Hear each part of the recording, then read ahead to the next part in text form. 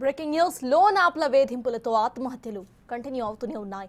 Loans ఇవ్వటం ఆ తర్వాత రకరకాలుగా వేధింపులకు గురి చేయడంతో ఇప్పటికే ఎంతో మంది తమ ప్రాణాలను తీసుకున్నారు. తాజాగా లోన్ యాప్ వేధింపులకు ఓ యువకుడు బలయ్యాడు. ఈ ఘటన విశాఖలో చోటు చేసుకుంది. లోన్ యాప్ వేధింపులు భరించలేక పెళ్లైన 40 రోజులకే యువకుడు ఆత్మహత్య చేసుకున్న ఘటన మహారాణిపేట పోలీస్ స్టేషన్ పరిధిలో చోటు చేసుకుంది. 2000 రూపాయల కోసం యువకుడి ఫోటోస్ ను మార్ఫింగ్ చేసి బెదిరింపులకు పాల్పడినట్లుగా తెలిసింది. ఆ మార్ఫింగ్ ఫోటోస్ ను స్నేహితులకు, బంధువులకు లోన్ యాప్ నిర్వాహకులు పంపించారు. ఈ క్రమంలో తీవ్ర మనస్తాపానికి గురైన నరేంద్ర ఆత్మహత్య చేసుకున్నట్లు తెలుస్తోంది. మహారాణిపేట పోలీసులు కేసు నమోదు చేసుకుని దర్యాప్తు చేస్తున్నారు.